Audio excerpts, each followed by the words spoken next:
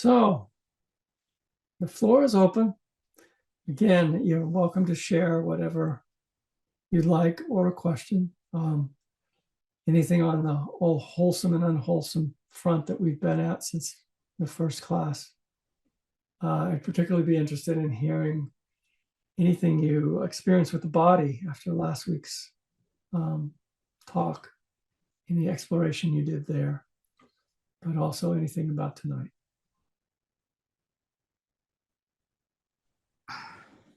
All right.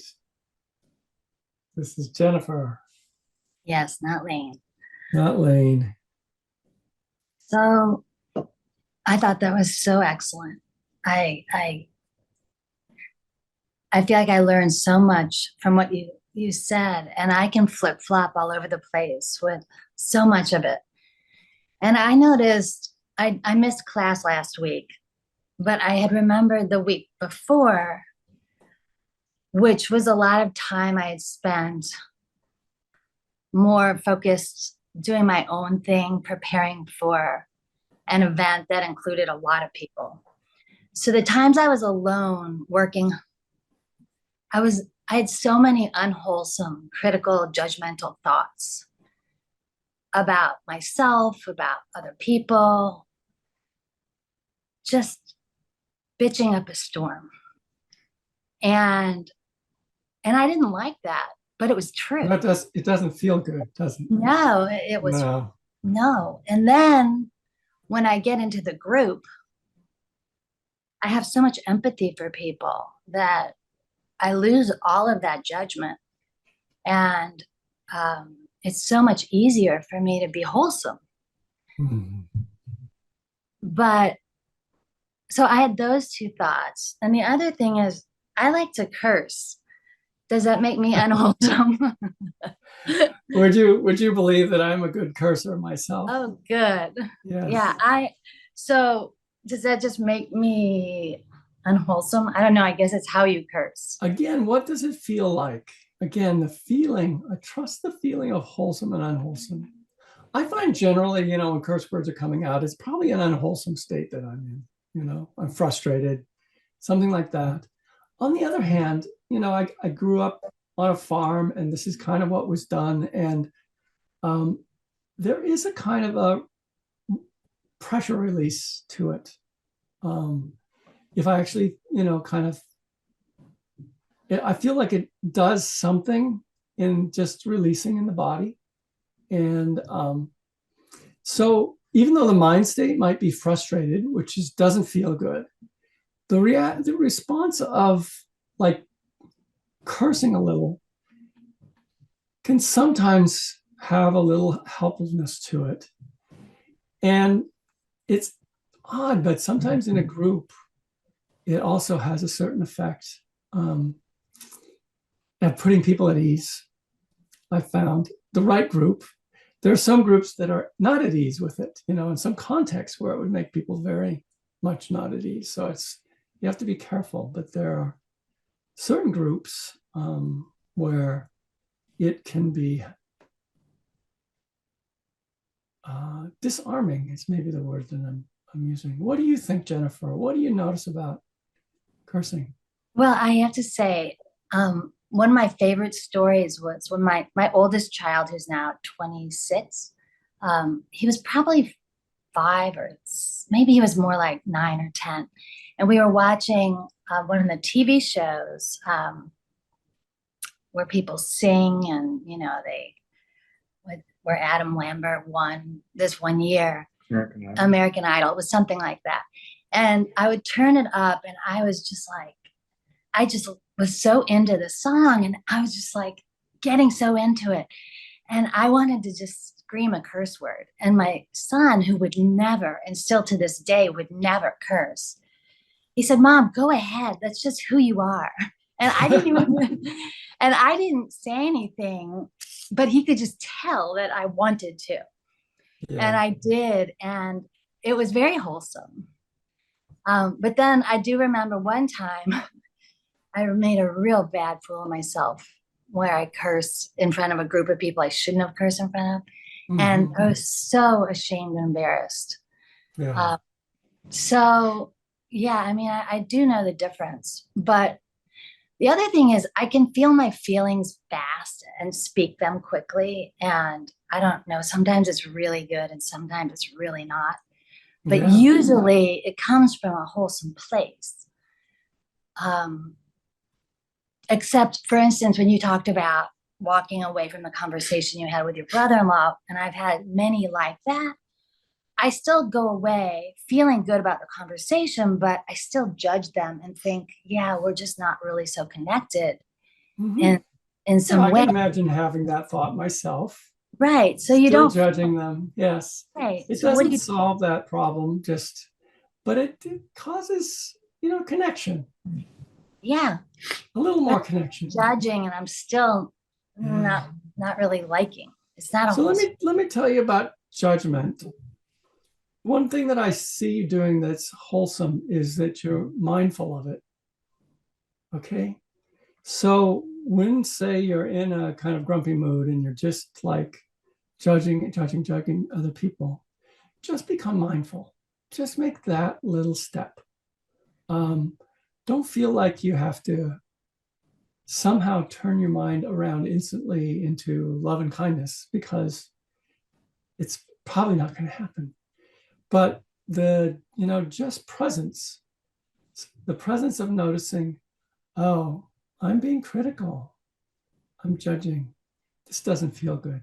So you kind of are mindful and tell the truth to yourself, you know, yes. well, and tell the truth to yourself.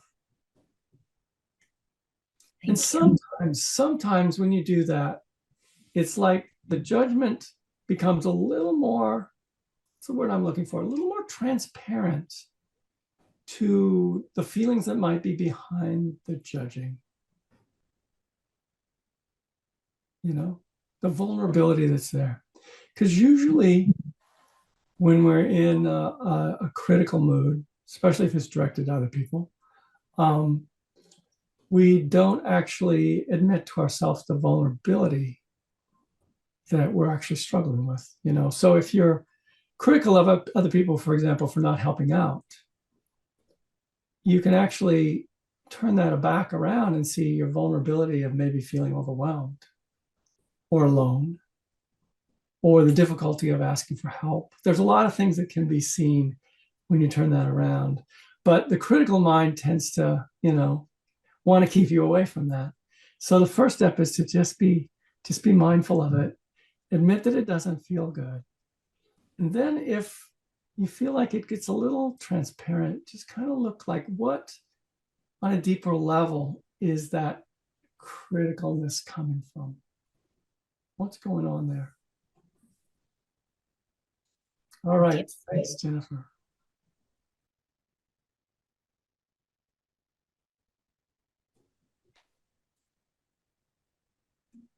Anyone else? What are you noticing?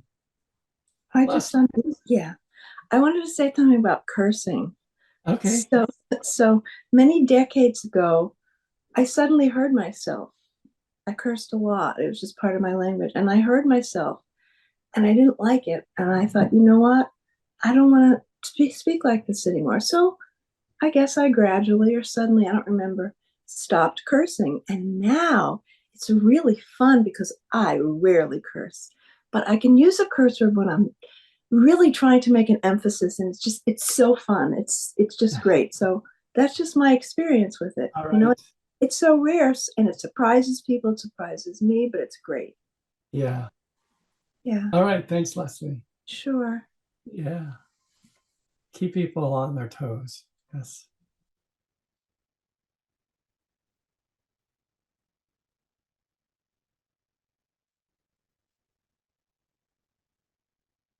What else?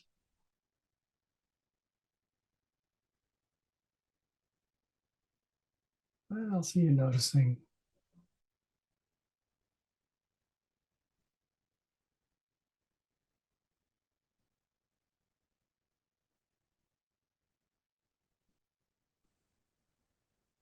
Yeah, Nancy. Well, I feel like this is an incomplete share, but maybe I don't have to have it all figured out. Maybe illumination will come as you talk.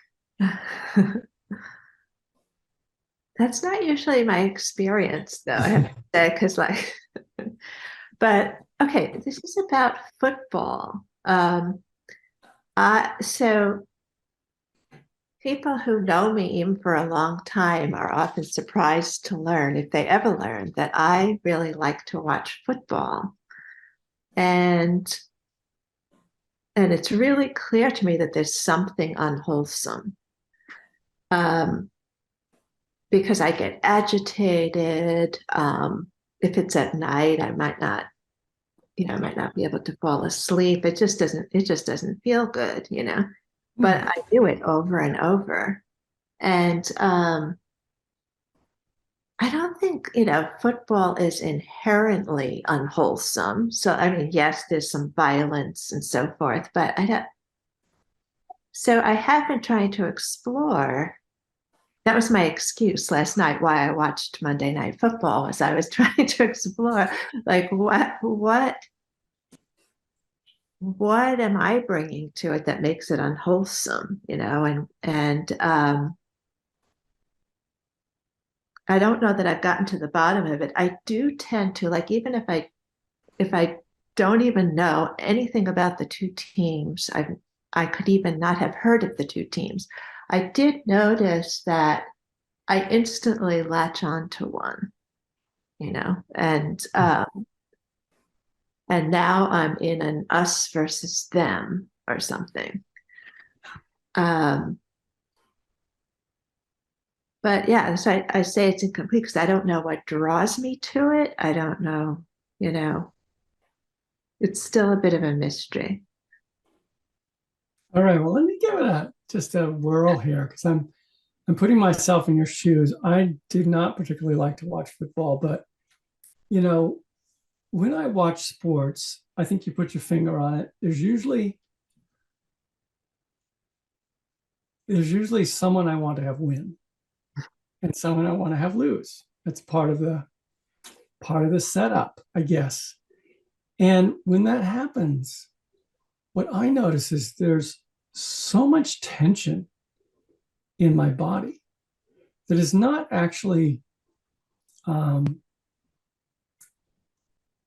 it's not actually physically comfortable if I really get into the game. That there's just, a lot of tension and, joy and disappointment. It becomes this sort of big emotional thing. But I think I get what you mean by it.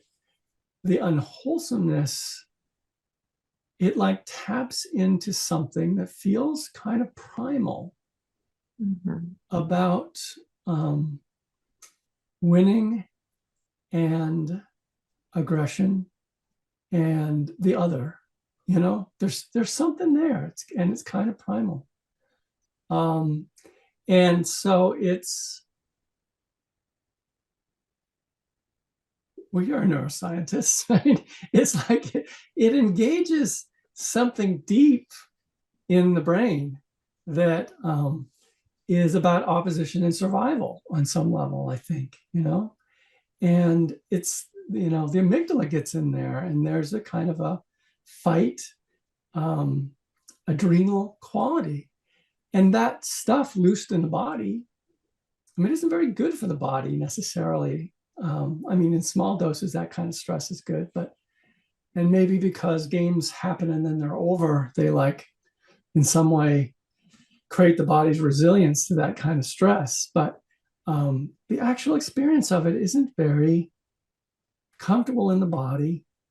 And yeah, it taps into something very primitive and fear-based. I guess that's what I would say. There's this fear-based component to it of survival. Does any of that resonate with you? It does, but then what draws me to it? I mean, I suppose I like to say that, oh, when they make those beautiful passes and seeing people play at the peak of their athleticism and so forth, but I think there are these like little dopamine hits, when Yes. the team that you happen to latch on to does something good, and there's just, there's Yeah. enough of them or something. I think, yeah, dopamine hits. I listened to this podcast recently. It's called The Paradox of Pleasure, and I don't remember the person who did it. It's actually on Spotify. And they studied dopamine in the way that, when you get these dopamine hits, it necessitates kind of a depletion, so in order to get the dopamine hit, you have to have this kind of pain of, oh my, we might lose kind of thing.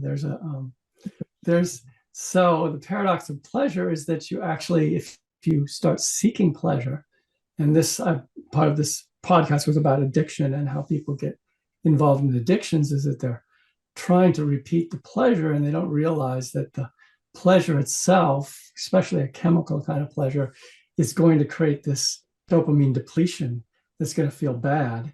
And so then they want to get rid of the bad feeling. So they seek the good feeling, and this good feeling actually of necessity creates the bad feeling. And so anyway, it was a very, very interesting talk. And I think that's going on in watching a sports team, and so there is an addictive kind of quality to it. Yeah. Uh, And I actually, I don't want to ruin anybody's pleasure in football here. Nobody's ever brought this up, Nancy. You're the first to really focus on football. So, well, I had maybe an insight when you were just speaking, because I tend to be very contained, and like people say that, oh, you're so calm, So, and I wonder if sort of my tamping it down in day-to-day life, it needs to come out someplace or something like that. yeah. I mean, my shadow side is this fiercely competitive side that nobody ever sees, because I'm just Mr. Mellow Buddhist, right? Sort of thing. Well, play cards with me, there's yeah. So it allows a side of you to come out. Mm-hmm. Well, I'll let you know as in a relatively harmless way, right. Yeah. I think if people weren't playing football, they'd be doing something else just like that.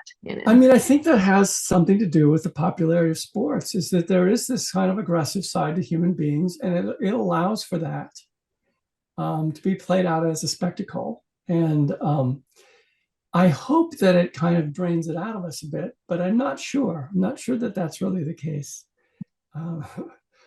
But I think that's its social function. All right. Thanks. Thank you, Nancy.